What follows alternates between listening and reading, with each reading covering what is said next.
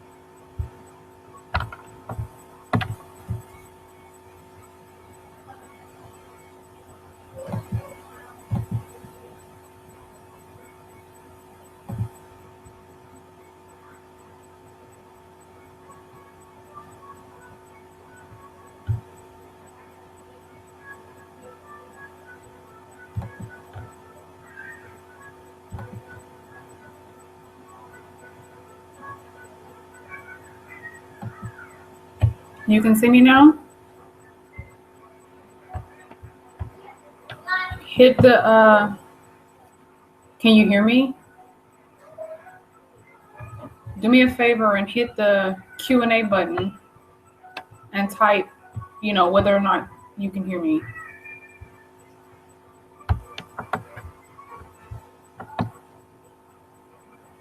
Can you hear me?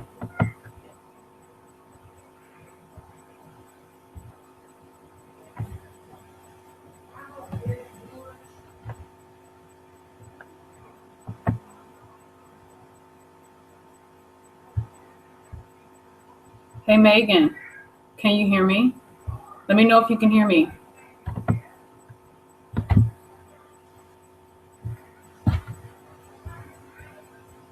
If you're here and you can hear me, use the Q&A feature to let me know. Okay, yes, you can hear me. Great. Yay! You can hear me. Hi. Hi, Megan. Hey.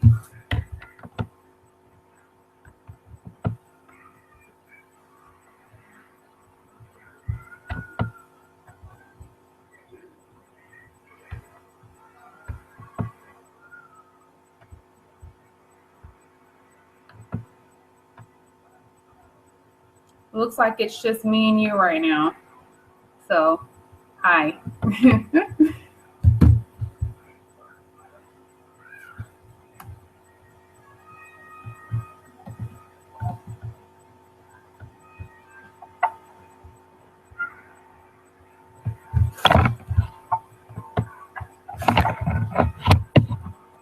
So I have something for you. This is yours. This one's yours. Yay.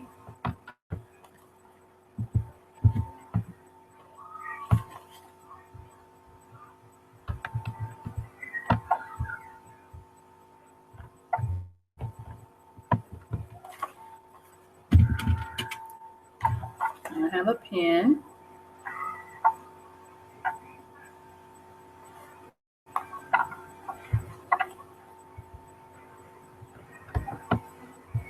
Okay, I see we have another person that just came in. If you're here and you can hear me, use the Q&A to type in that you're here. Let me know who you are, because all I can see is how many viewers there are.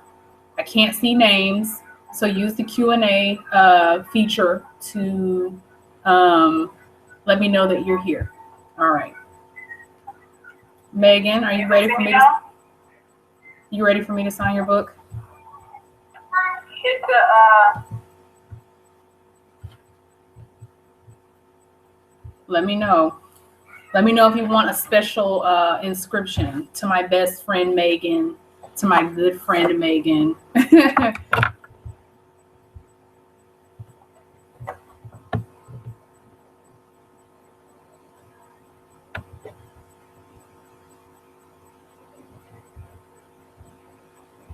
Okay, that's really good to know. I will go post on the event page that people will have to view the whole trailer. That's really stupid. I didn't know you had to do that. So, ugh.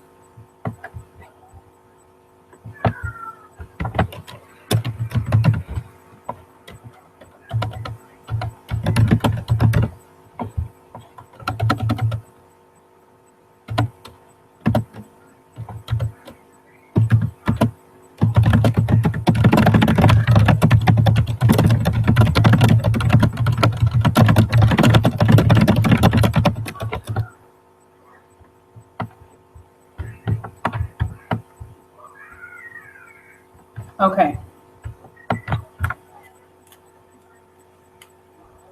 Okay. So this is me signing your book. Open it up to the first page. I'm going to sign it. You ready?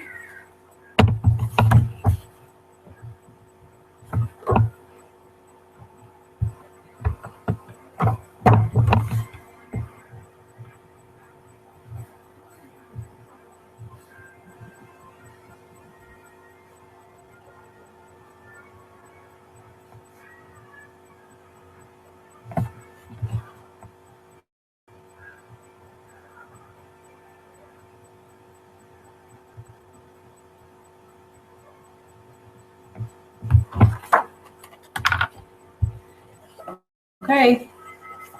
There it is. Can you see that? It's backwards for you, but that's your name. And there's my signature. I'm trying to hold it still. Yay.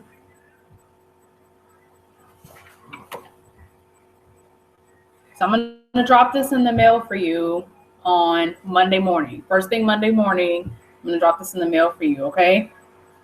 Yay.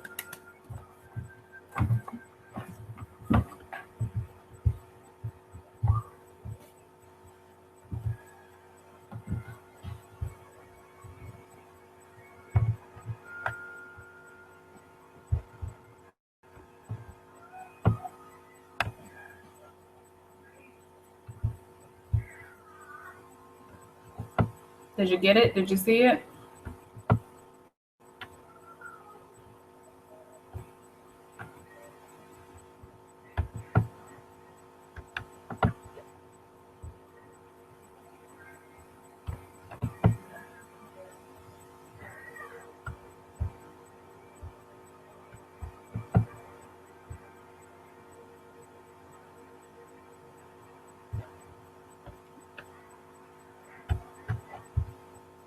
Okay, who else is here? Somebody else is here. Somebody just logged in.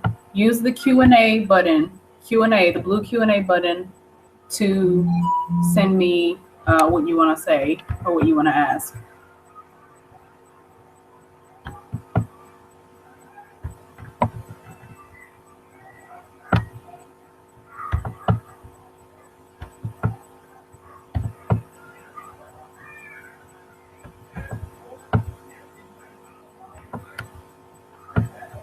You're very welcome, Megan. You're very welcome.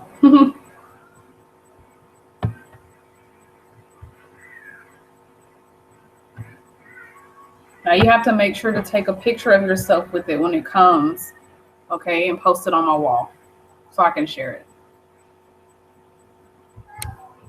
And I apologize for the webcam being so dark. I don't know why. There's a light on in here, but I guess it's not enough natural light, so the video feed is quite dark. So sorry about that, guys.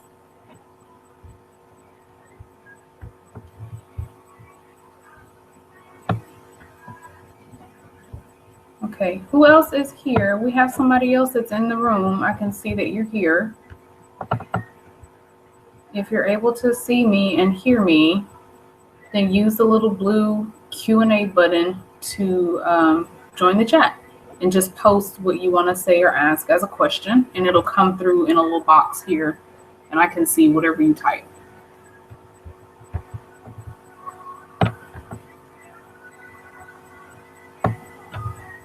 Megan, are you still there?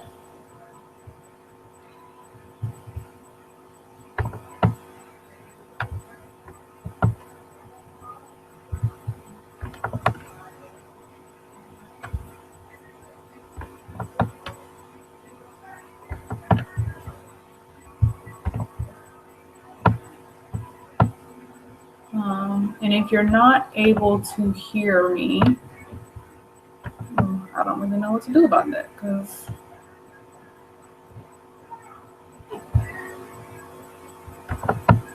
I've never used this before. And there's a little chat box here that I'm typing into, but I don't know how to pull you guys into this chat. So let me try to figure that out.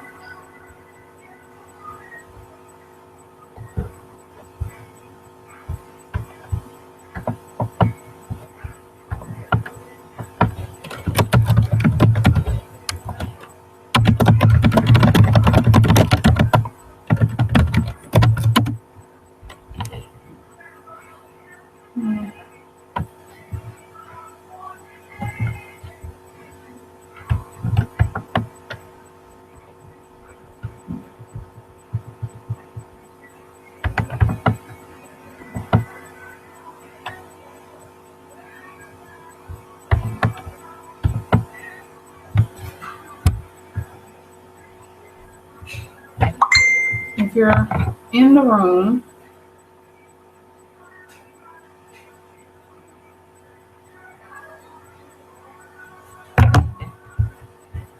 hold on, guys. I'm trying to get this figured out because something is off here. Because I'm using this chat box. If you can see the chat box, type something into it. Because I can't. And if you have a, let's see. If you have a webcam, you should be able to just hop on.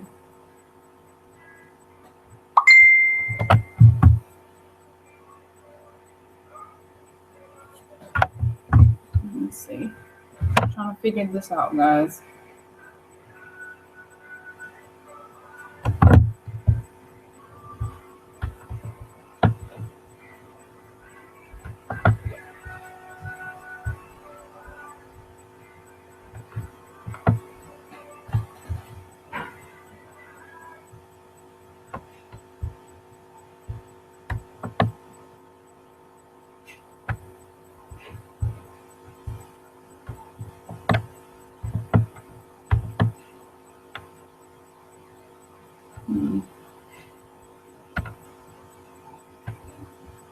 Really sorry, I'm having issues here. I can't. Oh, I see. You guys' questions and stuff are not coming in.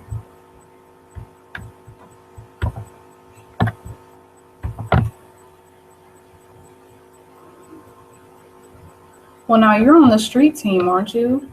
So, we're doing a giveaway of all the others if you review this one. So when you get this one in the mail, read it real fast and review it. Maybe you'll win the the others. Good luck with that.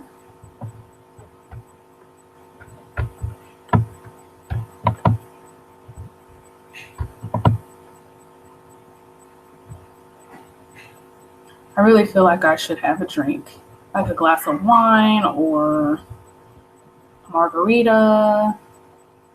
It's too late. I'm sitting in front of the camera and you mentioned drinking and I feel like I should have. It's too late. Dang it. I don't know. Maybe I'll get up and go get something. You guys be too mad at me if I did that. Can I get up and go get a drink? Is it too late?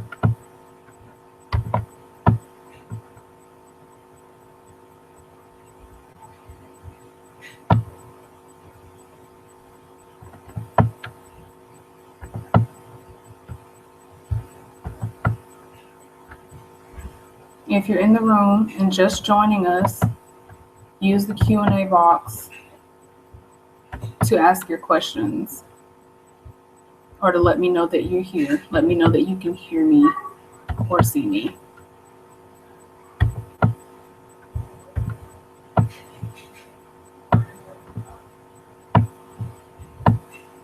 I see that we have another person in the room, but I can only see Megan's questions. So whoever you are, second person, Q&A button, use that, please.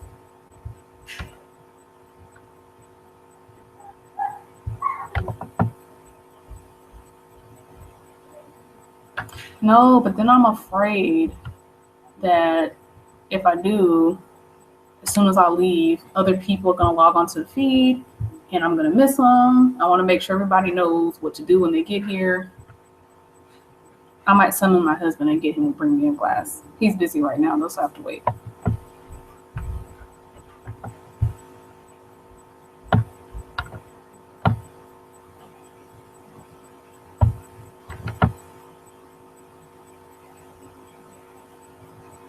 I didn't post about that one in the group. I sent an email, but those don't always go through. So, but yeah, it's in the email, and so you just send me your review link after you read it. I sent out review copies, so check your email. If you have Gmail, check the promotions folder. Sometimes the emails go in there, and it'll have links where you can get the ebook review copy. And then the giveaway is open until next Saturday. So if you read it real fast between now and Saturday and submit your review, then you'll be in the giveaway for the 4 novels.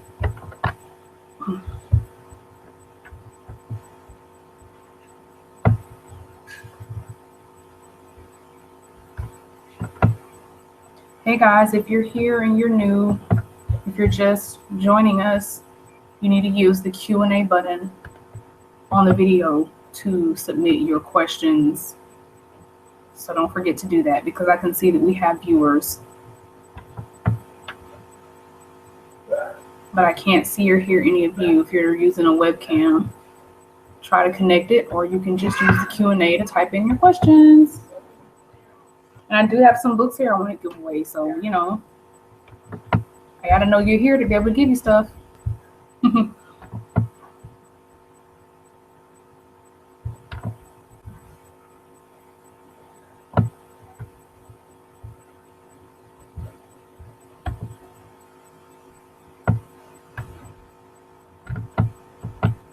Okay, if you are using your laptop or your desktop computer, at the top of the video box or the video feed, there's an icon. It looks like a bunch of squares or boxes. Hit that, click that, and that will open up where you can do the Q&A, and that will enable you to submit your questions. Thank you, Megan, for letting me know that, because I don't know how things look from your end. I can only see how it looks from my end. So that's very helpful. Oh, yeah, you found the email. Okay, good. Yeah, so then you can get your download since you're part of the review team. Yay!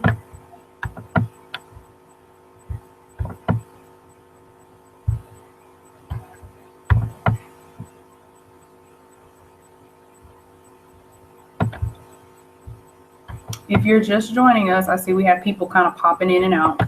If you're watching the video, look up at the top of the video feed. There's a little icon up here that looks like some boxes. Click on that and use the Q&A button to submit your questions to me, to let me know that you're here. Drop your name and let me know. Let me know you're here, because I would love to chat with you. I've got Megan here. We're hanging out.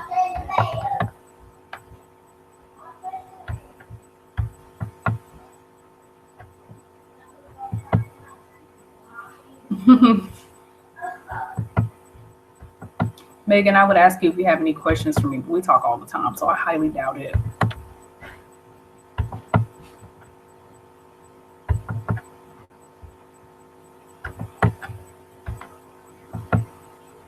Yay. Okay. You downloaded it? You didn't have any trouble with that, do you? I just switched over from using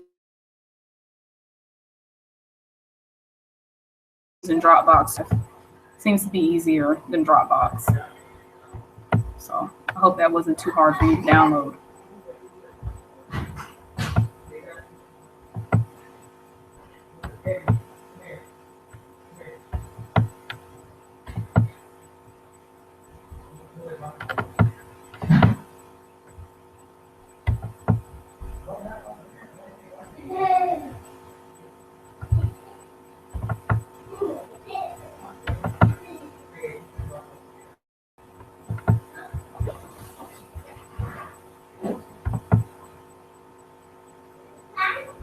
Oh, well, there's a question you haven't asked me. What's my favorite food? I don't really have a favorite. I like to eat. I like food, and I'm from the South, so we like comfort food. Anything with gravy or biscuits or cheese. But I do also really like Italian food. So I don't know. I guess Italian food could also be considered comfort food. So anything that's like warm and gooey and cheesy with some bread on the side, like, yeah. So I don't really have a favorite food. I just kind of like a little bit of everything.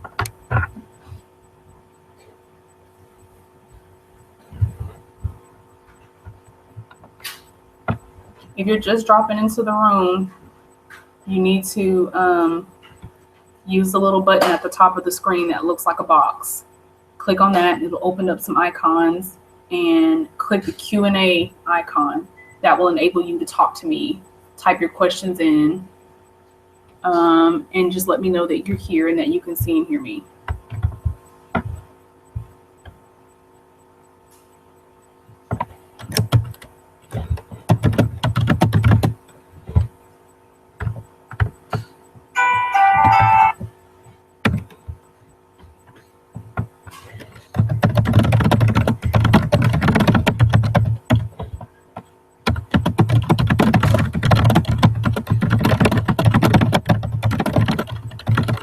Typing a little message here on the event page so everybody can see.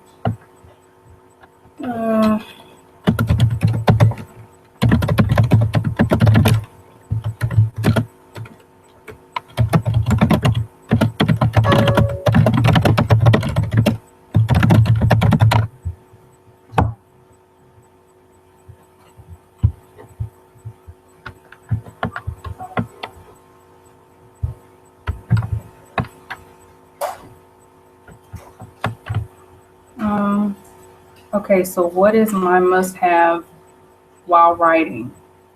I don't know. I definitely have to have something to drink. So, like, I'm a coffee person. I'm a caffeine person. So coffee or a Coke, because I love Coke. And if I'm hungry, then something crunchy, like chips or peanuts. And I have a sweater. It's not here. It's upstairs, but it's my favorite, like, ratty old sweater. And my husband likes to keep the house cold. So I have that on And I find that it, I don't know, I call it my writing sweater. I kind of feel like I kind of get a mojo from it. Oh, and also my Beats by Dre headphones. I need to have those to concentrate. I like to listen to different kinds of music while I'm writing. Okay, Tasha, you can hear me, but you don't have video. I'm not sure why you wouldn't have video. It could be a problem on my end or yours, but I'm glad you're here. Let me know if you can still hear me. Let me know where you're from, if you're familiar at all with the Lost Kingdom of Fallada series. And thanks for dropping in. Yeah, you love Italian and ooey gooey cheesy stuff too. Well, yeah, Megan, who doesn't love that stuff? I mean, it's the best. It's, it's that comfort element. I think we all like that warm and gooey, cheesy kind of bite. I like to cook too. I actually just spent my entire afternoon cooking. Yes, the sweater is very lucky. It's my lucky sweater, and it has holes all in the sleeves. It is a mess, but I only wear it around the house. And so, nobody sees me in it but me and the kids and the husband. And, they're not going to hate on my sweater to my face because I feed them.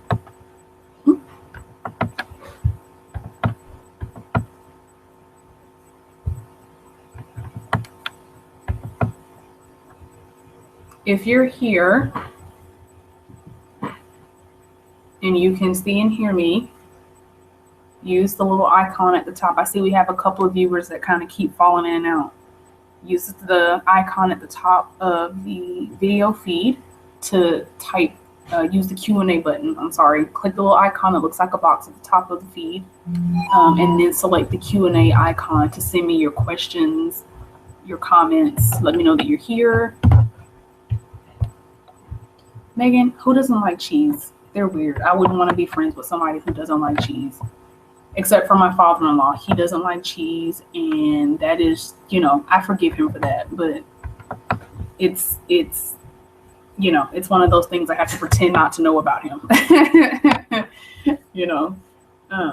But yeah, cooking for him when he visits is kind of difficult. I don't understand people who don't like cheese. It doesn't make any sense to me. I'm like a robot. It's like if somebody says to me, I don't like cheese, in my head I'm like, do not compute, cannot, I don't understand. And then my mind just blows a gasket. Who doesn't like cheese? Yeah, and dang right, don't mess with mama. They don't mess with me. They're not gonna hate on my ratty old ugly lucky sweater.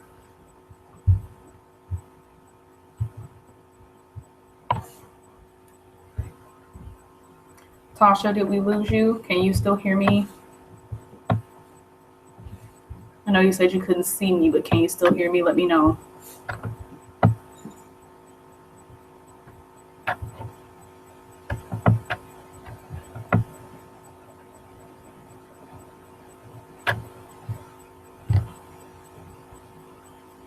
Exactly.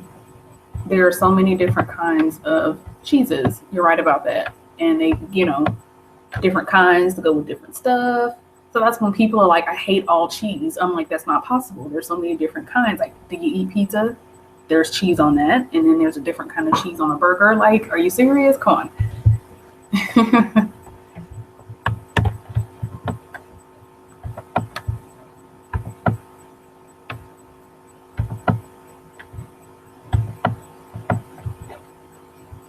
Okay, who else is here? I see we have 4 people viewing. So that means there's 3 other people who are not able to communicate back to me. So if you can hear and see me, you have it now, Tasha? Great. Yay. Hi, Tasha. Hi. Welcome. So glad that you got that figured out and could join us. I'm sorry about the problems. This is my first time using this setup. So hopefully the next time I'll be able to give better instructions. But I was under the impression that you guys should be able to just hit the button and start the video.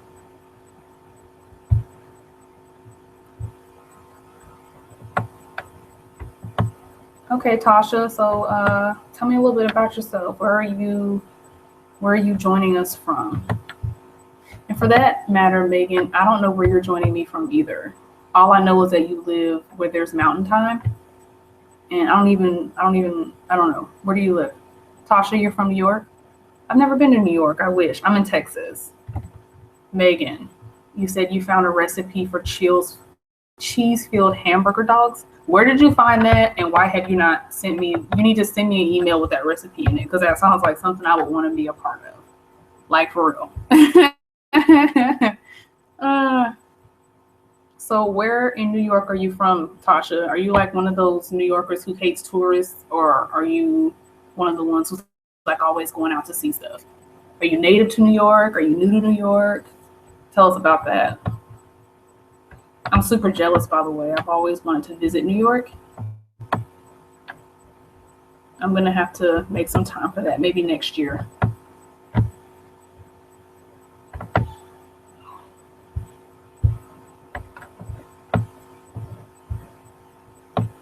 Tasha, I don't know if you can see Megan. She typed in welcome, Tasha.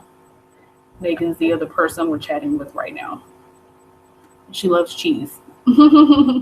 We literally just had a 5-minute conversation about cheese. It was very strange. Okay, Megan, you live in Black Hills in South Dakota. Wow. I actually know somebody who lives in South Dakota now. It's funny because when I have conversations with people about different like states and stuff, I'm like, who lives in the Dakotas? Nobody. Well, you know what? You live in the Dakotas. Nice. Now I have an excuse to come up there. You are literally the only person I've ever met or known who lives in one of the Dakotas. It's cool. Okay, I just got a message from Kate, who can hear but not see me. I'm gonna type up with something. Kate, you can hear me but not see me. So if you can hear me, do me a favor. At the top of the video feed, there are little box icons that look like boxes. Click those boxes and you'll see an icon that says Q&A. It's like a blue-green icon. Click that and you use the Q&A to send me your comments and your questions, and that'll be the way that I can communicate with you, even though you can't see me. Hopefully the video feed will straighten itself out. We had some other people. Tasha, you live in Queens. Okay. Queens. Every time I hear Queens, I think about The Nanny. You ever watch that show, The Nanny, with Fran Drescher? She lived in Flushing, Queens. I don't know. I'm not familiar with New York. I wish I was.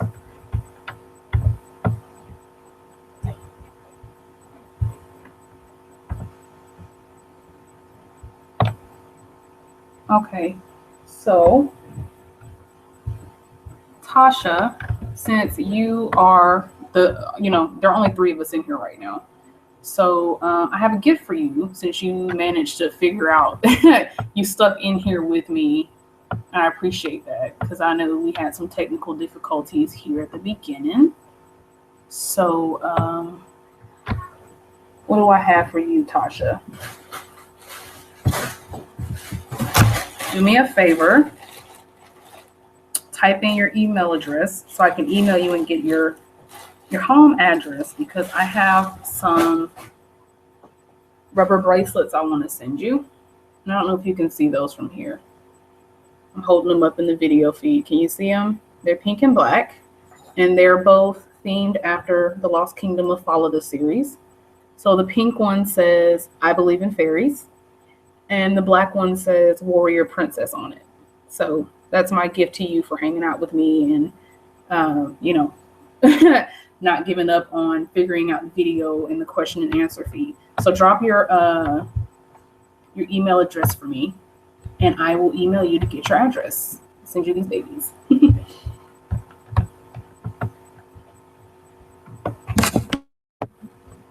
Okay, that's all right, Kate. I can still talk, type with you back and forth. Denise, you're from New York, watching on your iPad, but can't figure out how to post questions, so you're just watching and listening. You had pizza tonight, so you're all about the cheese. Yeah, girl. Jump on the cheese train. Okay, so Denise and Kate, you guys can hear me and see me, but you can't do the question. But that's okay, because I can see you guys typing your comments into the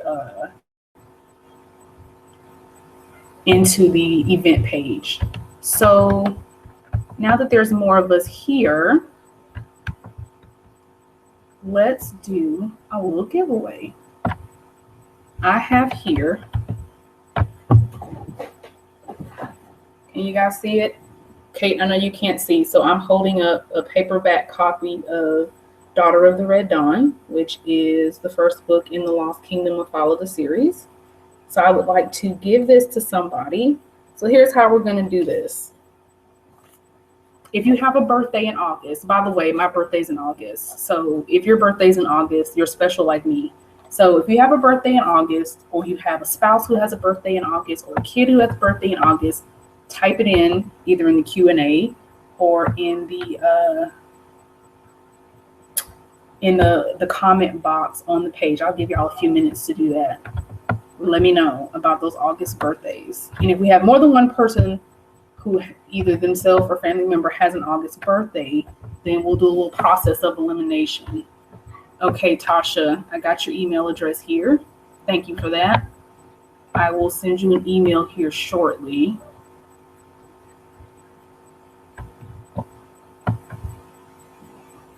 Megan, do they have book events that you know of in South Dakota? I'm not trying to be funny. Like, are there any that you know of that are close to you? I'm just curious, because I always like to travel places I've never been when I go to book events.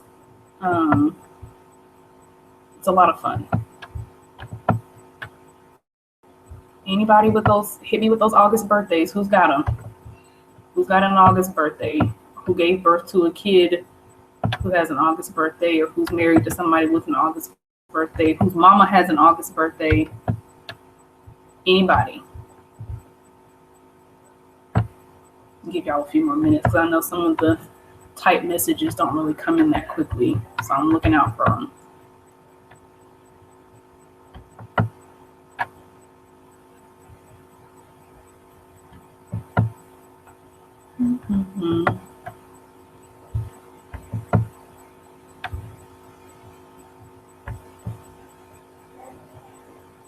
Tasha says, oh, so close. Her daughter is 731.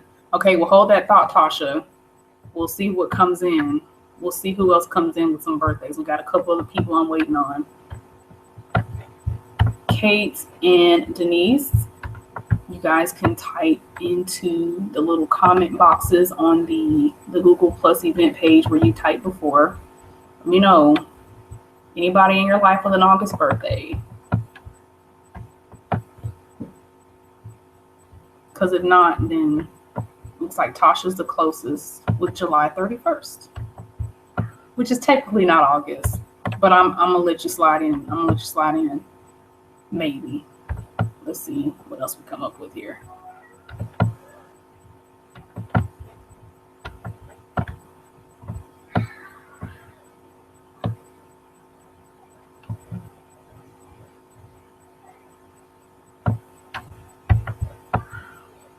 Denise says nobody on her side has an August birthday. Man,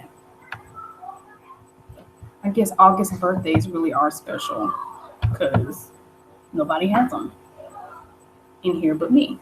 Not that there are that many of us in here. I'm not that famous. Someday.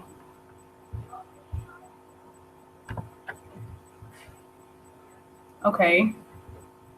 Tasha, hang on to that July 31st. Let me think. Okay. Everybody type your favorite color in. And if your favorite color is my favorite color, you get the book. Let's do that. Because the birthday thing just didn't work out. I'm not going to tell you, obviously.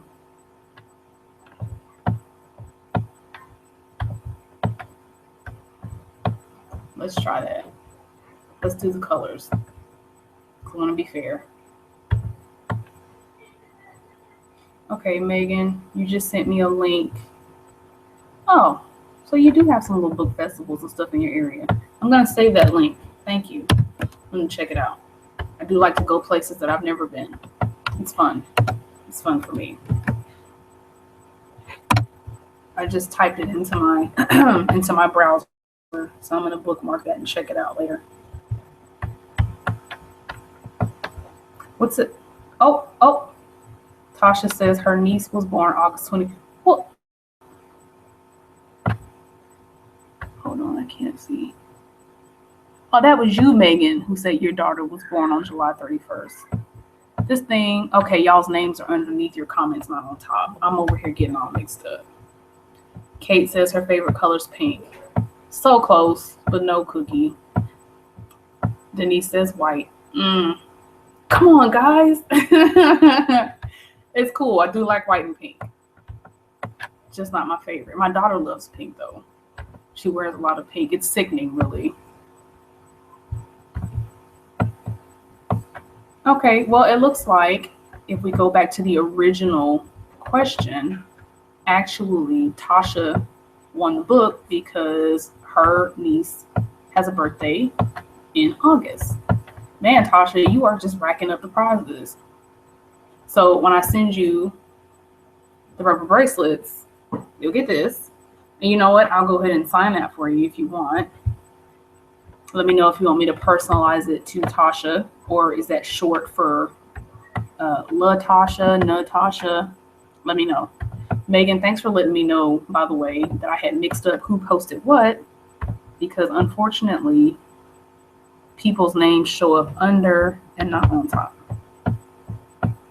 Denise says technically white is the absence of color. This is very true. It is also the absence of purple, which happens to be my favorite color. So the absence of purple is not acceptable to me at all.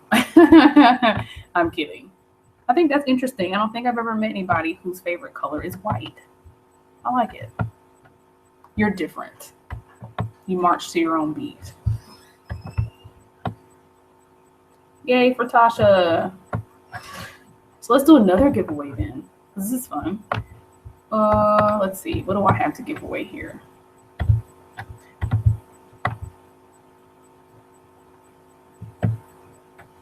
Mine is purple, Megan. Mine's purple. I do like blue though. Actually, my second favorite color is kind of a turquoise, really, like teal or turquoise. I actually really like turquoise and purple together. It's an interesting combination. So, okay, I have something else to give away here.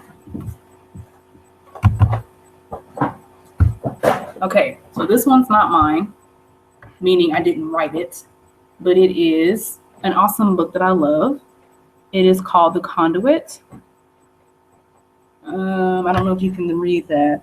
It's called The Conduit by a very good friend of mine named Stacy Rourke. And if you can see this cover, it is amazing. It is also my favorite color. It's a really good sort of paranormal young adult, and it's hilarious. If you're familiar with Stacy Rourke, you know she is so freaking funny. I'm going to open this up so you can see that it has been signed by Stacy herself. So, to win the book, let's see. To win the book, tell me, let's see. Ooh, okay. If you've read any of my books, which one's your favorite and why? Yeah, let's go with that one. Let's boost my ego for a few minutes. Megan says, oh my God, I love The Conduit and Stacy. She's very lovable. What's not to love? Okay, Tasha, I'm seeing where you typed Natasha, that your name is short for Natasha. So do you want me to sign it just to the shortened version of your name, Tasha? Or do you want me to use your full name? You let me know what you want. It's your book.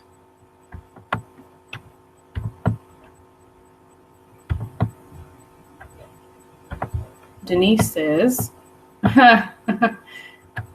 she's a New Yorker, and New Yorkers are the kings and queens of walking to their own drum. You know, that it seems like that on TV. I've never been to New York. When you watch like TV shows and movies about New York, it always seems like they're just so self-assured and confident. I like that.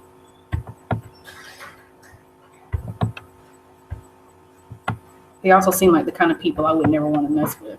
So Denise, if I ever met you in person, I'd probably, be really nice to you because you're a New Yorker, and I would be afraid that, you might stab me. I'm kidding. Please don't mug me. Okay, I'm kidding. I tell horrible jokes. I'm sorry. Megan, you love turquoise, you said. Of course you do, because you're awesome. And it's kind of like cheese. Who doesn't love turquoise? And if the rest of you don't like turquoise, don't answer that.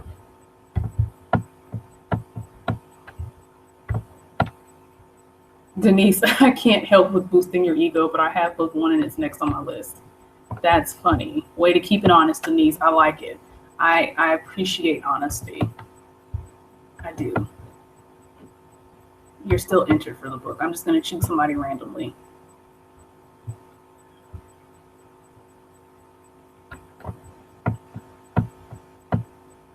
Somebody that hasn't already won. So Tasha, you've already won twice. I love you, girl, but let's give somebody else a chance, okay? Megan says, of course. Okay, so let's see. That's hard. I love the fall of the series, but I think the action and tension in Bionics engaged. I have to. Yeah, you. Oh, so you're gonna pick Bionics, huh?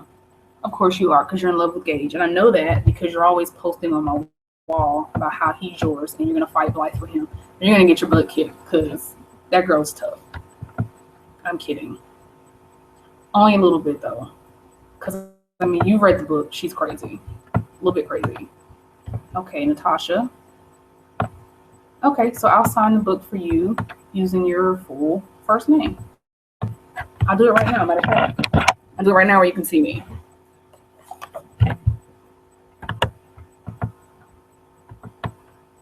Natasha. Okay, I'm gonna sign this right now to Natasha. Got my handy little pen here. Let's do it. To Natasha. And I'm writing a little message here.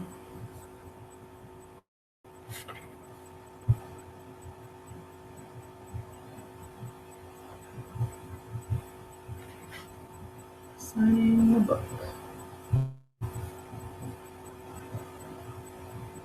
Okay. All right, Natasha. There you go. I don't know if you can see that. I'm trying to hold it where you can see. Your name, my signature. So I will drop that in the mail on Monday along with your rubber bracelets. And, okay, so Denise, we didn't get an answer from Kate on the last question. And since Tasha already won something, let's see, I'm going to randomly pick between you and Megan. Let's see. I'm going to, okay. This finger's Megan. My index finger. Denise, I know, well, you can see me. It was the other girl who can see me. Okay. Index finger is Megan. Middle finger's Denise. I'm going to go old school here. Eeny, meeny, miny, mo. You guys ready? Let's do this. Eeny, meeny, miny, mo. Catch a tiger by the toe. If he hollers, let him go. Eeny, meeny, miny, mo. My mom said to pick the best one, and you are it. Oh, Denise, you're the middle finger. So you won the book by totally random, old school process of elimination. So do me a favor and drop your email address in that little box where you've been typing to me all night. And then I will email you when we get done here and get your address. And then first thing in the morning, I'll drop this lovely copy signed by Stacey Rourke of The Conduit. If you've never read it, you're going to love it. Stacey's really good. And I'm not just saying that because I'm a friend. Okay, I had a question from somebody else. Oh, okay. Tasha asked a question. She asked, what made me start to write fantasy? Okay, that's a good question. I'll tell you what, Tasha. I'm a really huge fan of fantasy, just as a reader. I think some of the first books that I ever got hooked on, and most of them were fantasy books. So the Chronicles of Narnia are some of my all-time favorites. I had an aunt who bought me like a box set of the paperbacks back when I was like 8, maybe. I might even have been younger. And I mean, I wore those paperbacks out cover to cover. They're all bent and raggedy, and but I mean, I read them over and over, and I was just so captivated by this world and the wardrobe and all the different creatures and everything. And I went on to read books like The Never-Ending Story, The Wizard of Oz, and all of that. And so I think being a lover of books, and things like Lord of the Rings and all of that, it just kind of, when you start writing, you write what you love and you write what you like to read. Most writers do. And so that's how I got into writing fantasy. It's just the simple fact that I love to read it. So I hope that answers your question.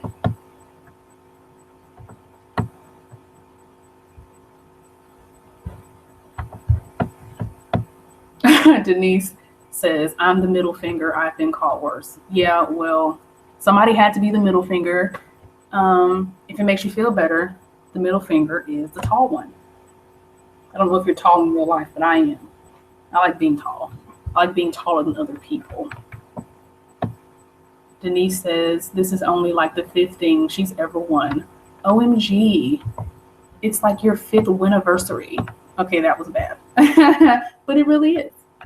Congratulations. I never win anything. Megan says she loves Narnia. Of course you do. Who doesn't love Narnia? We'll put that on the list with cheese and the color turquoise. Who doesn't love these things? If you don't, something's wrong with you, and we're going to kick you out of the Cool Kids Club. Maybe. I don't know.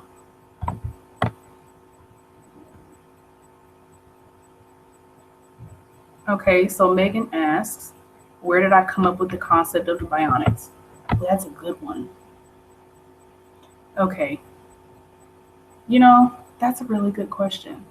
So I wanted to write a dystopian story. I wanted to write something with like a dark future. And I'll admit, I was really heavily into like the Hunger Games and all of that when I first started getting the idea.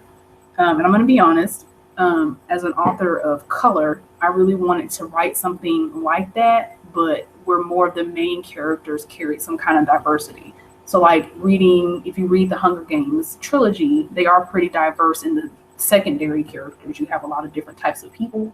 But I kind of felt like that was lacking in the main characters, which it usually is in a lot of mainstream young adult books. And so I wanted to write this girl who was like really tough and strong, who had a really dark past, but I wanted it to be, in a dystopian future, and I wanted it to be like kick-ass. I wanted robots and fighting and just all this crazy stuff happening. And so then I just started thinking about like the current state of the world as it is now, kind of with like all the political stuff that goes on. And, there's so much hate, racial tension and hate over like sexual orientation and just all kind of stuff. And so I kept thinking, what if we progress that? Like, how much worse would things be 100, 1,000 years from now if we keep going the way that we're going? And it just kind of evolved from there. And then I got the idea, of making people partially robotic as a way to mirror sort of the kind of prejudice that we're seeing today based on, religion or lack of religion, sexual orientation, race, all that kind of stuff. But I thought, what if the people being discriminated in the future are robots? So I thought that would be really cool to kind of do a play on that. And it's kind of like the X-Men when you think about it, like the people in those books who get discriminated on. I say books, comic books, and the movies who are getting discriminated on, they're mutants. But it's the same kind of concept. And it's just kind of about how people band together, the human spirit, different people from, all the characters. It's like a ragtag family. They're all from different backgrounds and places, but they find a common, ground and something to fight for. And so it just kind of evolved from there. Let's see. I think I have another question. Denise says, how long have you been at this? Well, I actually have been writing since I was 12. I wrote my first book when I was 12 years old. And it was very dramatic and sort of like, if you're familiar with like the Babysitter's Club and Sweet Valley High, I would say it's probably somewhere within that realm. It was all like middle school angst and like I'm flat chested and haven't started my period yet. It was very, Judy Blume. Anyway, but I actually didn't become published until 2011. So that's when I started learning about self-publishing. And, I actually, most of my books are self-published, but I also have worked with some small publishers with some of my other books. So in September, next month, so a little less than a month from now, will mark my 4-year anniversary as a published author.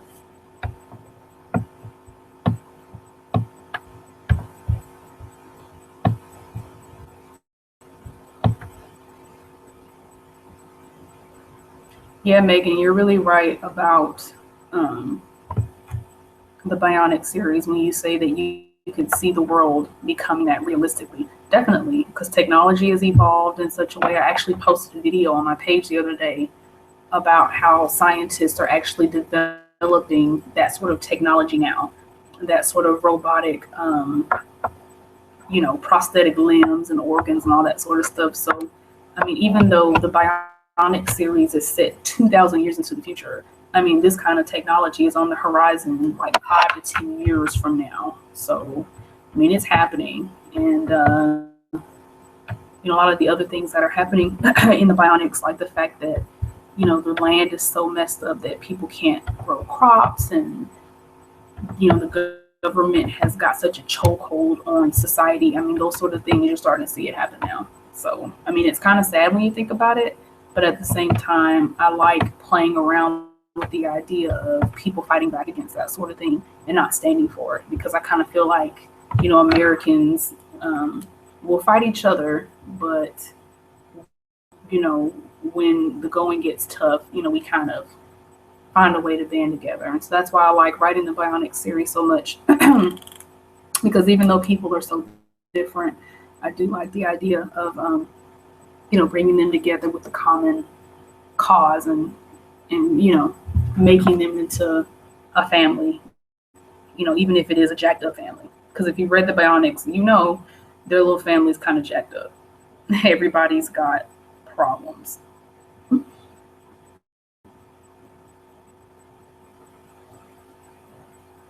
Anybody else got any other questions they want to ask? We got about 45 minutes left here. And I have nowhere else to be but here talking to you guys. So that's good. If you guys have other questions, go ahead and type them in. I'm going to step away for just a second to get something to drink because my throat's getting kind of, from talking, it's getting kind of dry. So I'll be right back. Don't leave me. I'm coming back.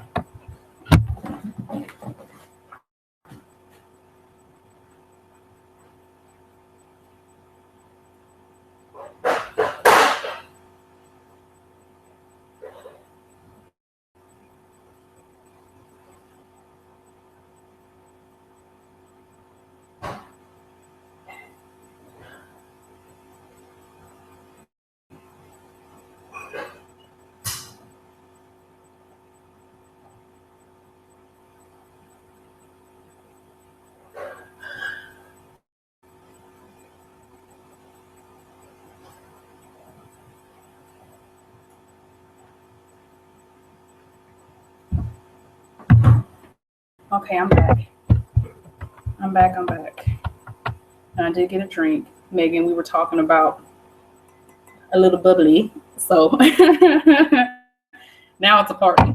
Okay, so Megan asks, do you plan your stories out or do you just sit down and write? I am not really an outline kind of person. Like in real life, I'm really organized and I'm very anal about everything being in its place and all that. But when it comes to my stories, I've never been the kind of person who can just sit down and plot. I kind of feel like the story loses its ability to be spontaneous. So I feel like if I just sit down and write and let the characters kind of do what they want to do, they tell me where they want to go. I find that I'm way more likely to be surprised. And if I'm surprised by a plot twist, then you as the reader are going to be surprised. So I'm mostly like a fly by the seat of my pants kind of girl.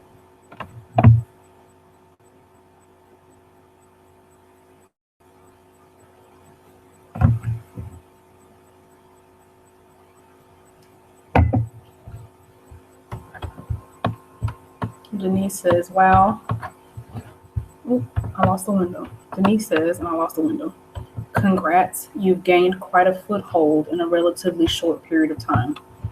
It has been really nice. I'm definitely not doing as well as some others who've been doing this, about the same amount of time. But, everybody kind of does this at their own pace. It has been so much fun.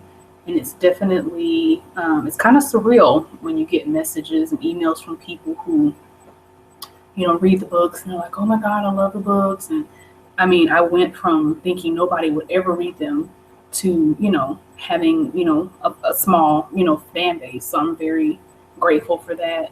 I feel privileged to be able to, reach people with my stories. So it's been great. It's been really great. And I do enjoy, every aspect of doing this. This is what I do all day, full time. Okay, so I have a question from Tasha. Ooh, I love this question, Tasha. I'm going to read this question because a lot of people have different opinions about this character. Okay, so she says, I know I might be in the minority when I say that Rothaten is one of my favorite characters. Will he find love, or will he allow himself to love someone without feeling like he's abandoning his duty? Ooh, Tasha. Girl, we can talk about this all night. This is a tough one because he's a very complex character. When you say, will he find love? Well, he did find love. He's in love with Jocelyn. The problem with that, of course, is that he's so jacked up that he can't let himself be with her in the way that he wants to. So he tells her, he kind of I don't want to ruin it because I know Denise hasn't read it. So I'm not going to go, you've read the books. So you have this situation where she's with someone else, but he's in love with her. And they're both very aware of the fact that he's in love with her. And I think in a way, even though Jocelyn very much loves the person that she's with, she also loves him. And the two of them have a synergy. Their powers are very compatible, and it makes them really good fighting partners in battle. So even though they get angry with each other and they fight all the time, they need each other. They're stronger together as fighting partners. And so I think it's going to be really hard for him to move on from that. And I don't know how far you've read into the series, but if you've read book 3 and book 4, then it has been very difficult for him to move on, even though she has, in a way, moved on from him. So I don't want to spoil what's planned. I will say that he will have somebody by the end of the series. There will be somebody who will, fill that void in his life, and he will end up happy in the end. He's kind of going through hell right now, being in love with somebody who's with somebody else. But given time, he is going to start to heal a little bit from that. So by the end of the last book, there will be 7 books. So by the end of book 7, there will be somebody. I will say that without spoiling it, and that's all I'm going to tell you. Okay. Megan has a question. She says, do you find yourself using people you know, or places or anything else inspire characters or worlds in your books? Oh, definitely. Now, I don't usually base characters on people that I know. I don't do that. But pretty much all of the characters have something in them that is a reflection of part of my personality. So like if you read the different books, each of the characters have something about them that they get from me. And then I do like to write about places that I've been, places where I live or I visited. So like the first Lost Kingdom book, Daughter of the Red Dawn. Selena lives in Texas, which is where I'm from. So there's a lot of Texas sort of stuff in the book, a lot of different things about Texas that I incorporated because it's my home state and I love Texas. And then with the second book, Child of the Sacred Earth, Jocelyn lives in Georgia. She lives in Columbus, Georgia, which is actually where I was living when I wrote the book. My husband was in the Army. He retired recently, but when he was in the Army, we lived there for a couple of years. And so, I set her story in Georgia. And then Phaedra from book 3, Rise of the Tide, she lives in a coastal resort town called Duck. And that is the name of the town. There is a town in North Carolina called Duck. And I actually visited there for summer vacation the summer before I wrote that book. And I loved it. It was so much fun. And so there are a lot of things about that area and the coast off of North Carolina that I wrote into the book. So I do draw on real life experience. Even though I write fantasy, I do like to try and incorporate real life stuff into, whatever I'm writing. Good question, Megan.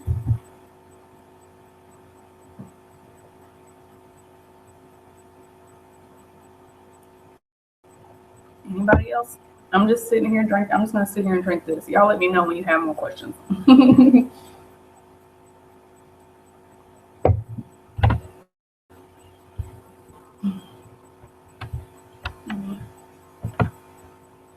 Let's see.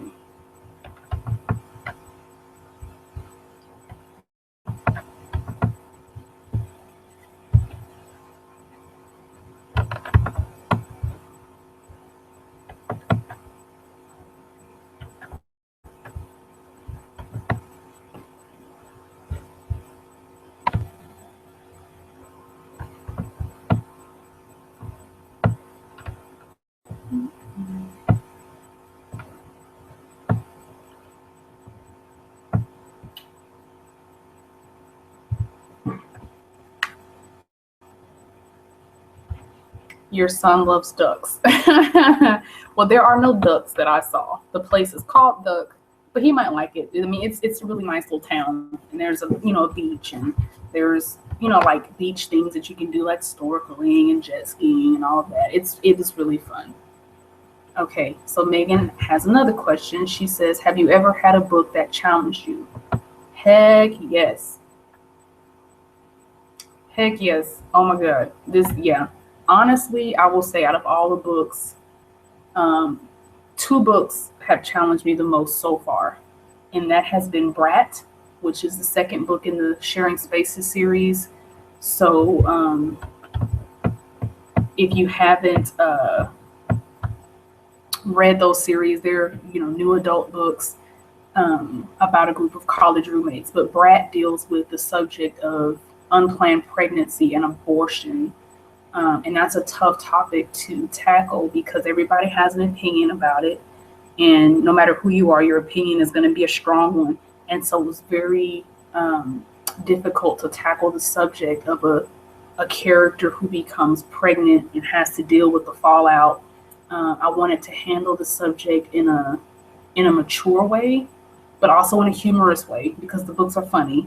So I wanted to be able to show the humor in pregnancy and dealing with a one-night stand, but then also delve into the seriousness of making a decision about whether or not to have a baby, when you're not ready to have one. And so based off of the reviews and the people who have let me know how they feel about it, I think I accomplished what I set out to do with that book, which was to find a way to deal with that subject while being funny, but also being thoughtful about people's beliefs and people's ideas. And I think I did a good job of balancing a more liberal thought process and a more conservative one. I feel like we kind of found a nice middle ground so that most people who read the book don't get offended. They understand where the character's coming from. They understand her thought process and they sympathize with her.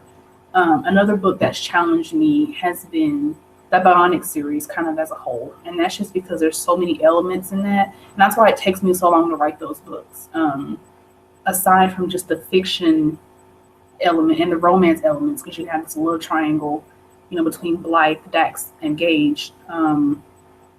It is really difficult to balance all the politics, the technology, the drama, switching points of view. If I'm switching from between 3 different points of view, Blythe, Dax, and Gage each get a point of view in the book, and so you have to kind of get into the mindset of that character while you're writing their point of view. And then when you get to the next character, you have to switch. And it's difficult because while you're in one person's head, you in your mind, you might know what's going on with the other two, but the reader doesn't know. So you have to find a way to tell a complete story from one person's point of view and then change that story and make it about the other person. So it's very challenging. It takes a lot of juggling.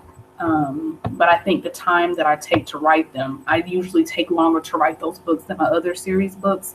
But I think it pays off in the end because it is a balancing act. It does take a lot of work and kind of going back and making sure that the reader is getting a complete scope of things. And then also the fight scenes are very involved because usually it's not just 2 people fighting. It's like 100 people fighting 100 other people. So trying to choreograph that and write it in a way that people can visualize and understand what they're reading, that takes a lot of work too. Okay, so let's see. Denise had something to say. She said, I found you from reading Hot Summer Nights, but I get the sense from tonight's chat you prefer fantasy over romance. Would that be fair to say? You know what, Denise? I'm a very eclectic writer. So if you look at my list of books, like on Amazon or on my website, I have 3 series. One of them is fantasy, one of them is science fiction, and one of them is contemporary romance. Almost all of my stories have a romantic element to them. But I will say that I do have kind of a special place in the warm and gooey spot right here for fantasy. And by fantasy, I don't mean just like dragons and, that kind of thing. I mean anything that's kind of beyond the realm of normalcy. So even within, like, to me, I consider my science fiction books to also be fantasy because it kind of takes it outside the realm of what's real and what's possible. And I do like to play around with that. But all of my stories do have a romantic element to them because I love romance. I love love stories. And I really like writing about young adults and new adults in romantic situations because I think it's really interesting to kind of play around with being a young adult or a teenager who's still trying to figure out who they are, but also discovering love with another person, which I think a lot of people kind of like patronize young people. Like, you don't know what love is, but it hasn't been that long since I was a teenager. I can remember what that's like. And so I think the feelings are very real and very deep. And so I do like to, come at like romance from that perspective, but it is fun to incorporate elements of like fantasy, science fiction, paranormal, whatever. I do like to think outside the box. So I don't know if that really answered the question. I don't know if I prefer one over the other. I love them both kind of equally, I guess. I don't know. I have to think about that some more. Okay, Megan asks, is there an author you would say is your inspiration? Not so much you just like them, but they really inspired you. That's a really good question. I feel really inspired by, wow, that's a good question. I will say this, some of the first books that I really fell in love with were The Babysitter's Club by, what is her name? Anne M. Martin, that's her name. And the Sweet Valley High books by Francine Pascal. And those are young adult books and like kind of middle grade. And so, I fell in love with young adult through reading their books. As a young adult myself, I loved all of like the drama, the cattiness between girls, the cute boys, and all that kind of stuff. Outside of young adult, George R.R. Martin, who writes the Song of Ice and Fire series, also known as Game of Thrones. If you watch the show but don't read the books. I'm a fan of both the books and the show, but the books are so brilliant. I mean, he's just such an amazing world builder. I mean, the world of Westeros and the Seven Kingdoms is so intricately planned. I mean, to the last detail. I like the way that he describes things. I like the way he writes fight scenes. I like the way he writes dialogue. He's just an amazing writer. And then aside from that, Tolkien, of course, because who doesn't love Lord of the Rings? No self-respecting fantasy fan and fantasy writer can say they don't draw inspiration from Tolkien. Oh, and definitely also C.S. Lewis, who wrote the Chronicles of Narnia, because I cut my teeth on those. Those were some of my first fantasy novels. So, yeah, I think those are probably some of the biggest writers who have drawn inspiration from and who have impacted me as a reader and as a writer. So you know what, Denise, I guess that does answer the question. Maybe I do like fantasy a little bit more than romance. I don't know. I don't know myself. I don't know. I do love them both. Megan says, yeah, I grew up with them. Love them. You mean the Babysitter's Club and Sweet Valley High? Is that the ones you say you grew up on? I love those books. I used to read them over and over. Megan says, I want to read them, but I hear it takes a year to finish one. Oh, you're talking about Game of Thrones books for sure. It can, if you're the kind of reader who gets tripped up by like lots of detail and having to remember lots of names and all that kind of stuff, because he throws a lot of names and like locations. It's very involved. Like you have to really pay attention. It's like one of those movies you have to be wide awake to watch. Like you can't be tired. You have to pay attention or you'll miss something. And so that's why I've actually read a lot of those books over and over again, because there's so much detail. When you read them again, you find even more little nuggets of things that you missed during the first read through, because he really is just such an intricate writer.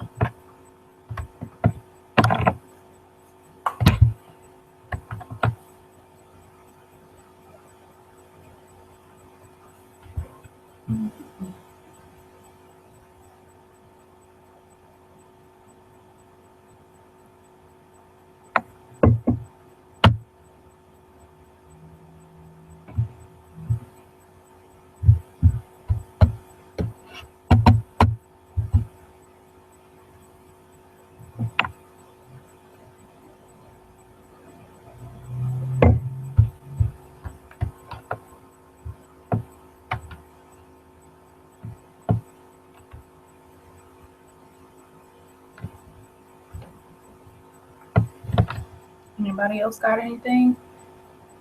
I'm still here. I'm still drinking wine.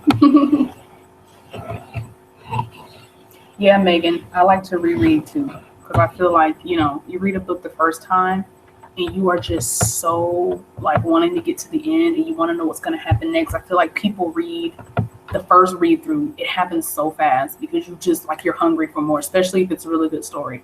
So I do like to go back and reread some of my favorites, because I feel like there's more like depth that you can get from reading the second one.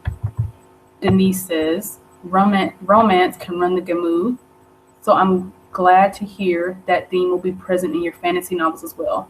After listening tonight, I just added Bionics to my ebook library. Yay!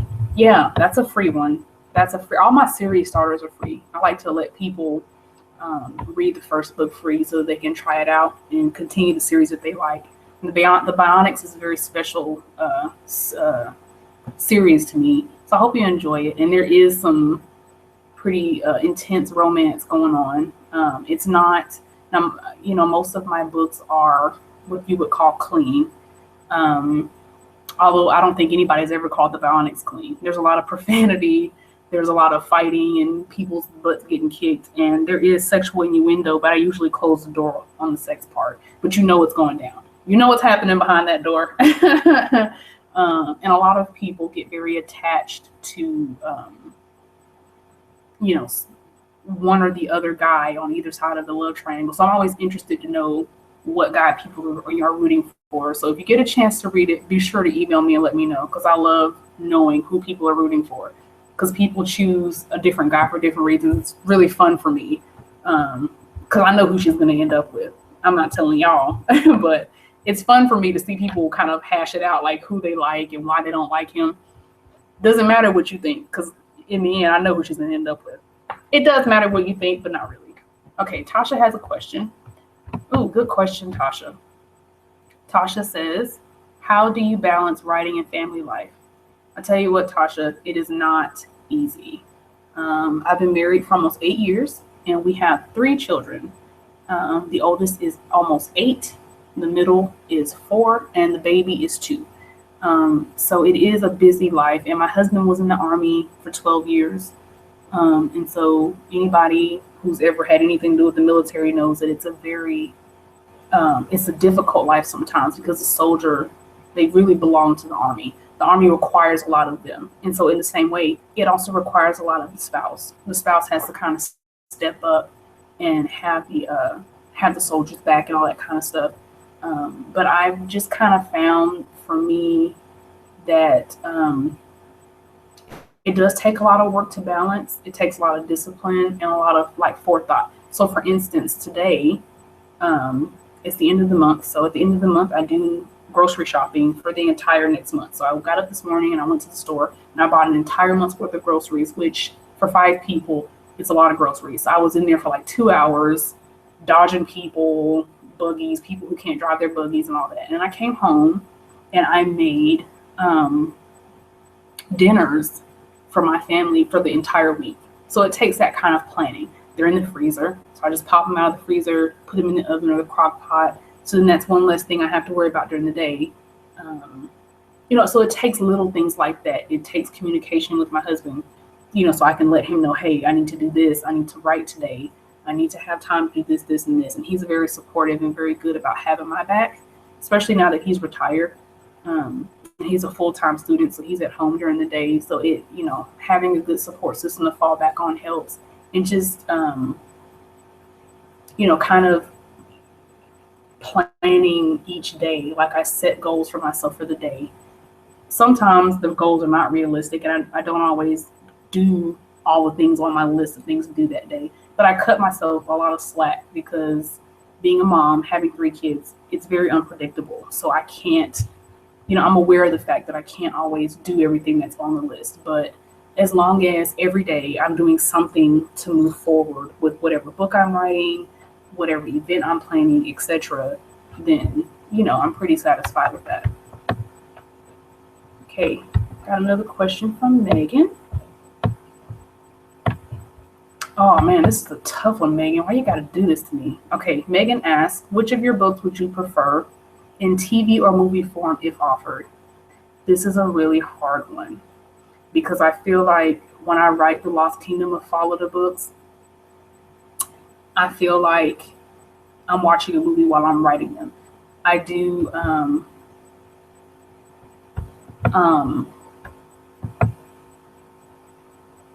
a lot of the details, that I like to give to let people visually see the world of Fallada and let people see what's happening. I feel like they would make beautiful films. I feel like with like really good special effects and the right casting, they could make some really good films. But at the same time, I love the idea of, I've always thought that the Bionic series would make a good TV show. Probably would have to be on like HBO because of all the profanity. And I feel like you can't take out the profanity. It kind of makes the story what it is. Like Blythe as a character, she has a nasty mouth. That's just who she is. And I kind of feel like I wouldn't want her to lose that. But I kind of feel like because of all the drama and the cliffhangers and all of that, that they would make really good, like a TV show or a mini series. And I feel like those could have some really cool, like special effects and stuff too. But I also love Sharing Spaces. That would make a really funny TV show. I mean, it's got that dynamic like Friends and New Girl, 2 of my all-time favorite shows. And they both really did kind of inspire that series because I like that group dynamic of tight, friendship and dealing with, all of the different like college issues that new adults go through and also throwing some romance in. But I don't know, if I had to choose between the 3, probably the Bionics. I think those would make the best movie or TV show. So if I had to choose one, that's what I would choose. That was a good question. And also a very tough one to answer. Because writing is very personal. And your books kind of feel like your babies. It's really hard to pick your favorite. People ask all the time, which is your favorite of the books you've written? And I'm like, you might as well ask me to pick my favorite kid. Like I can't cannot do it. It is not, something that I'm able to do.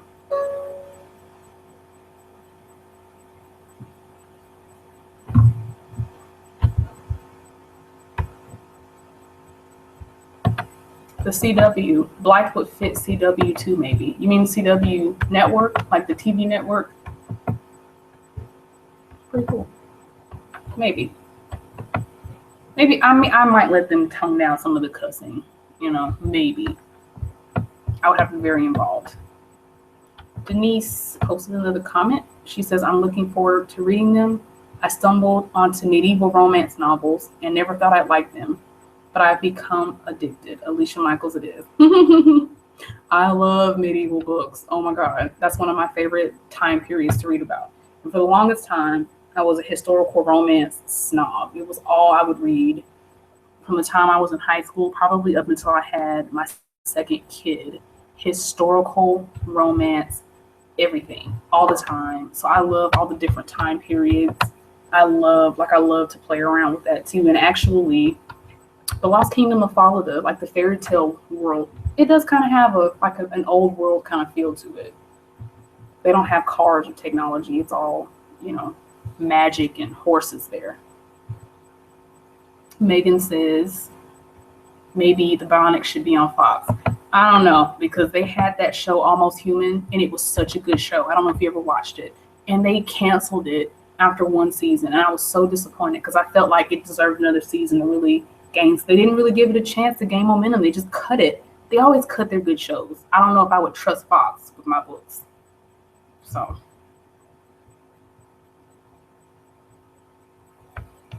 Yes, Megan, I have watched Supernatural, and you're right. That show is really dark, and they do allow cussing because Dean says dick a lot. Like, he says it a lot, and I realized that when I was watching it. And I've never actually watched it on CW. I watch it on Netflix. I'm still kind of behind on it, but I was like, wow, he says that word a lot. So yeah, you're right. CW does allow a little bit of leeway. So I think I would trust them. Because they have like the Vampire Diaries and stuff. I would trust CW to make a show of the Bionics before I would trust Fox. I don't know though, because I think Fox does good with some shows because like Empire has just blown up. I love that show too. That's a good one. It's really blown up, and it's kind of, Sharing Spaces on Fox or CW. Now, Sharing Spaces would probably do really good on CW because don't they have that show Pretty Little Liars? No, that's Family Channel. I don't know. Girl, I have a short list of TV shows that I watch, and I record them, and I watch them when I have time.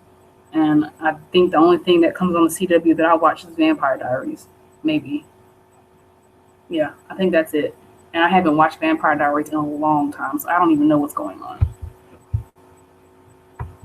But yeah, Supernatural is super, super dark. I was not expecting it.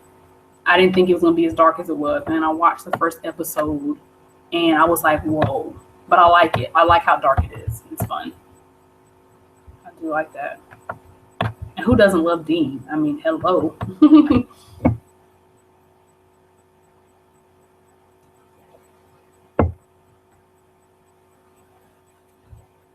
Denise just posted another comment.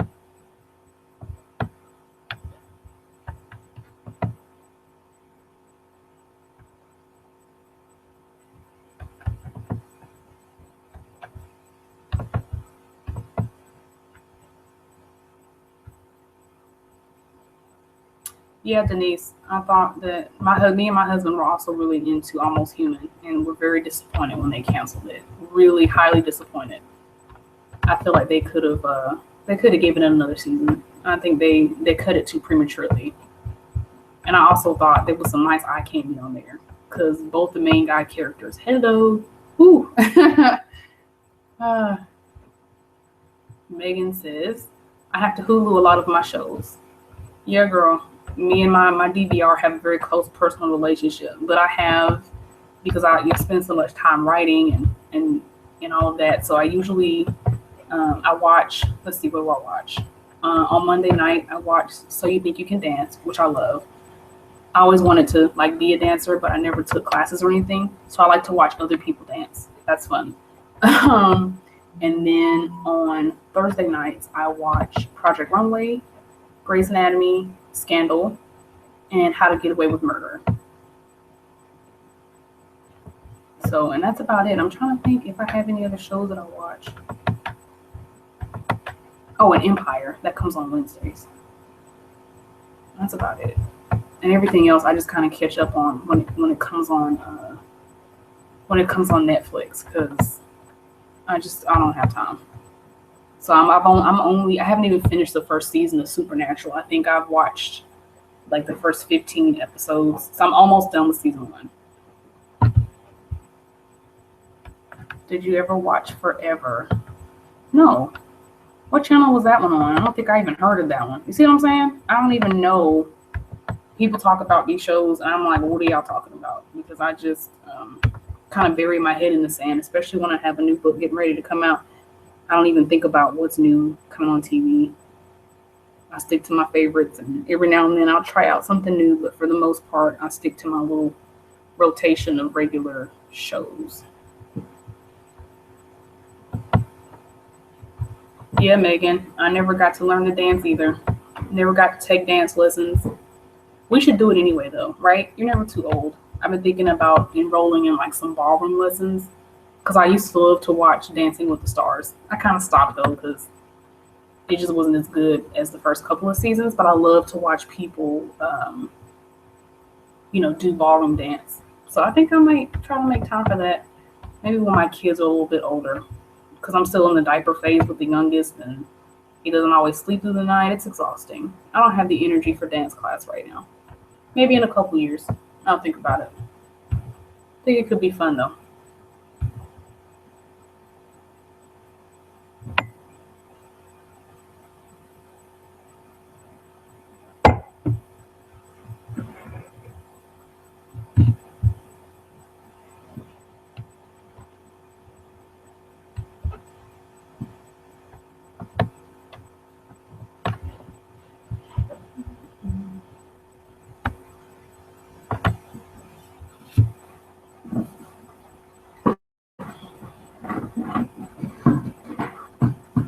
So it looks like we're winding down here. We got about 13 minutes left. So if you got any last minute questions you want to get in there, now's the time.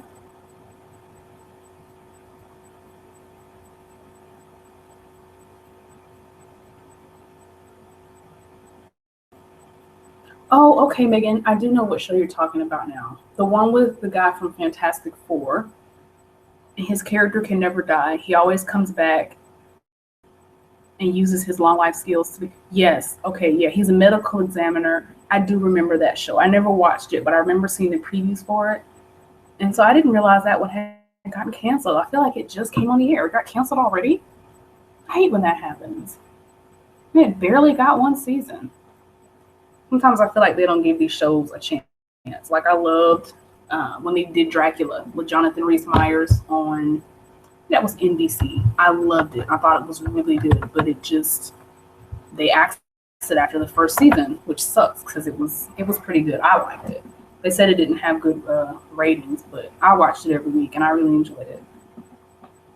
I think that's why I don't check out a lot of new TV shows, because right when they suck you in, they get you to fall in love, and then they cancel it. So it's like, what's the point? Okay, Megan has another question.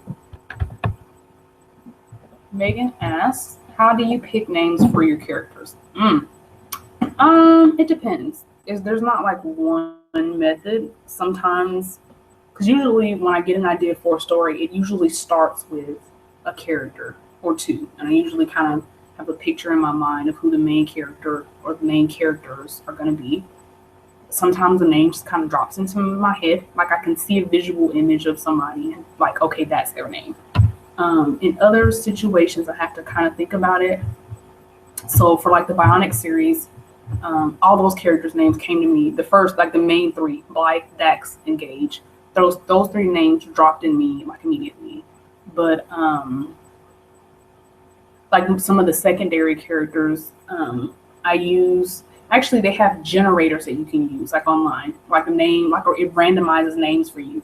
And some of them are really cool. They have like fantasy fantasy name generators, and so I use a futuristic generator for the Bionic series. So it generates a futuristic name, and most of them I didn't use like exactly what it generated. Like it would generate a name, and I'll think, oh, maybe I would tweak it and turn it into something else. And so that's kind of where I get. I mean, especially with fantasy, it can get kind of hard to make things up. But I just kind of sit, and sometimes I'll just scribble random letters or a regular name and try to think of a way to make that regular name sound more like a fantasy or other world type name. So there's not like one, method that I use. I just kind of pull from different hats on naming characters.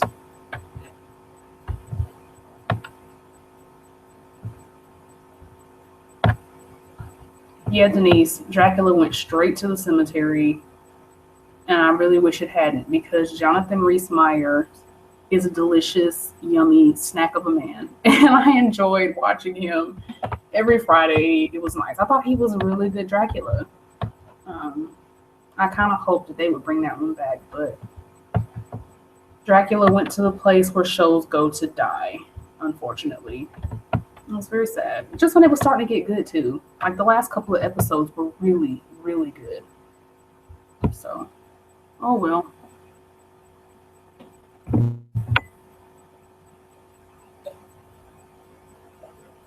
I am out of wine. That's okay.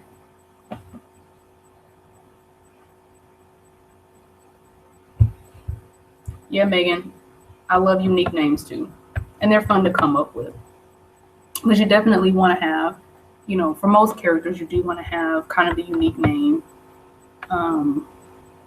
Not too unique that people can't like read it and pronounce it, but unique enough that, I don't know, because sometimes I end up going with just regular names, like with the Sharing Spaces series, in the first book, Jennifer. I mean, the main character has a pretty common name, but then her character is kind of a girl next door. So I think, choosing a name for a character does have a lot to do with who they are as a character. So, I mean, Jennifer, she's kind of that all around girl next door kind of person. So that's why I kind of gave her an all around name. Denise says, that's interesting about the name generator. Yeah, girl, there are a lot of them. You could just Google name generator, and you will get a Google list of all kinds of different types of name generators. You can even generate names of different, like let's say I wanted to write a book about an East Indian character. I could generate, East Indian names, and it would actually pull from a list of like common Indian names, and it would put together a first name and a last name for me. Or you can choose to do just a first name. You could choose to do a last name. You could choose to do all three names. So yeah, a lot of authors that I know do use generators. Another tool that we use, I forgot to mention, is the baby names list. So you look up, like baby names, those baby name websites, they have so many of them. And if you want to know what your character's name means, then you can go, most of those baby name sites have lists of names in alphabetical order, and then you can see what the name means and where, if that's important to your character. Then, so that's a useful tool. I like that. That's a useful tool. And I've actually heard of people using the phone book. So who uses a phone book these days? I mean, they still leave them on my doorstep, but they just end up on top of the refrigerator. And then when the next one comes, I throw the first one away and then put the other one on top of the refrigerator in its place. I don't know.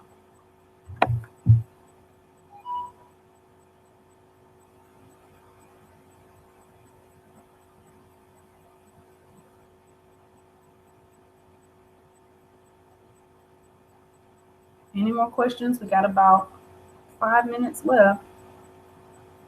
You guys have been really awesome hanging out with me tonight. I've enjoyed it. I hope you have too.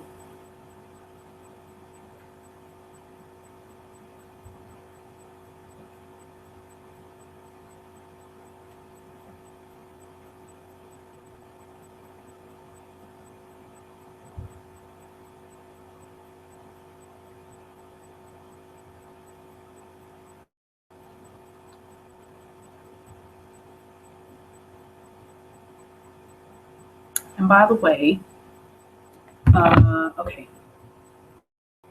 Kate has a question. Can you say the name of the princesses in the Fallada series? Synthesized voices that don't really pronounce them right. How do you pronounce the elf prince's name? Yeah, people ask this a lot. So I'll start with the first book and work my way down. So in the first book, the main girl, everybody calls her Selena, but her princess name, her Fallada name, is Eladria.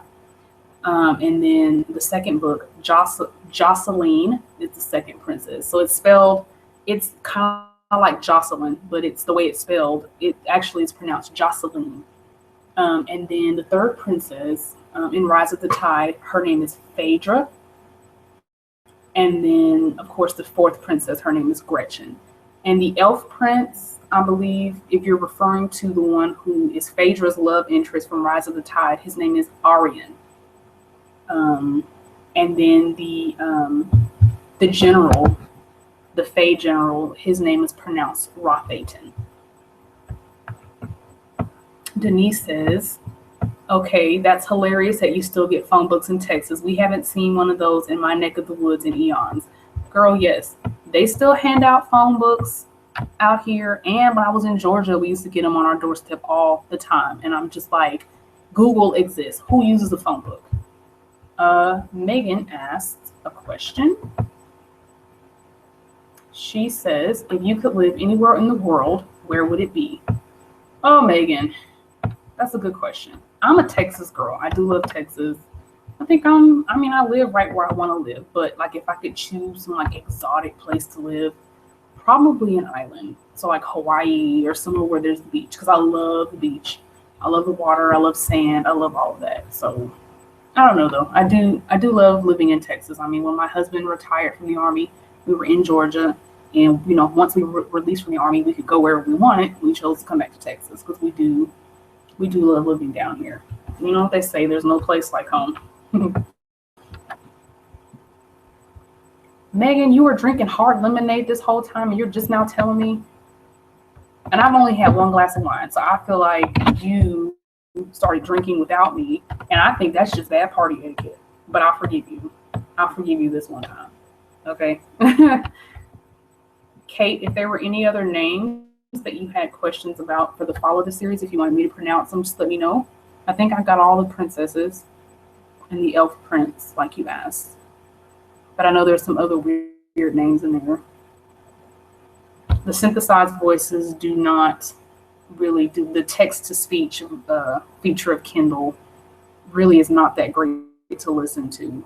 And that's why I'm working to get the other books out in audio. I actually just emailed with my audiobook narrator just yesterday. And so she'll get started on narrating Rise of the Tide in mid-September. So hopefully by October that will be ready. Tasha has a question. Ooh, this is a good one. It's a good question, Tasha. Any story or character regrets? I'm gonna say no to that for now. Maybe in the future. I mean, I'm still kind of a new writer. I mean, 4 years is not that long compared to some other writers who've been around longer. I have killed characters in certain series. I don't regret that because I'm very thoughtful about death. Whenever a character dies, I feel like I always am very thoughtful about that because there has to be a reason. I don't kill characters just to kill them or just to upset people or to have a big plot twist. It has to make sense. It has to progress the story. There has to be a reason. And so I usually don't regret killing characters because I usually give it a lot of thought.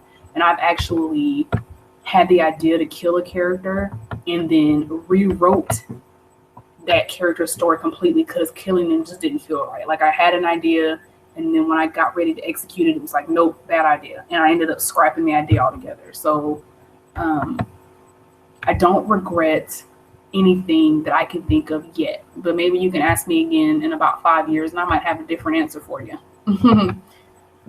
You know, they say hindsight is 2020, and none of my series are complete yet. All my series, I'm still working on the 3 series that I have open. So maybe when the series has concluded, then at that time I might feel a little bit differently. Megan, be nice. You know, yeah, we know all about your lack of regrets towards death. Look, girl, I'm sorry. Okay? Sometimes people gotta die. I don't do it to make you guys upset. I'm sorry. Okay. All right, guys, it is 10 o'clock, so I'm going to have to go now. I've got a lot of stuff to do. Tomorrow's Sunday, church, family time, and all of that. I've really enjoyed chatting with y'all. Before I go to bed, I am going to shoot emails to everybody who won things and get your mailing addresses. Denise says, this has been a really great experience. Thank you to Alicia for hosting and all your awesome fans for the great questions. You're welcome, Denise, and thank you for hanging out and asking me such awesome questions yourself. Kate says, that would be awesome about the audiobooks. How do you pronounce Gretchen's princess name? My voice reader says, Brian smiles. And I second what Denise said. Thank you very much for doing this. It was fun. Her name is actually just Princess Brion. I don't know how your text to speech messed that up. It's just wait, hold on. Let me make sure I'm saying it right. Because I type it in my head and I have an idea of how it should be. Yeah, it's just Brion. Brione. I don't know why text to speech messes it up so bad. So hopefully we can hurry up and get that in audio for you so you can hear that better. Because my narrator and I have conversations about how to pronounce things correctly. She asked me, very specifically to help her out with that. So that's it. Thank you guys for hanging out with me tonight, and I hope y'all have a good night. Bye.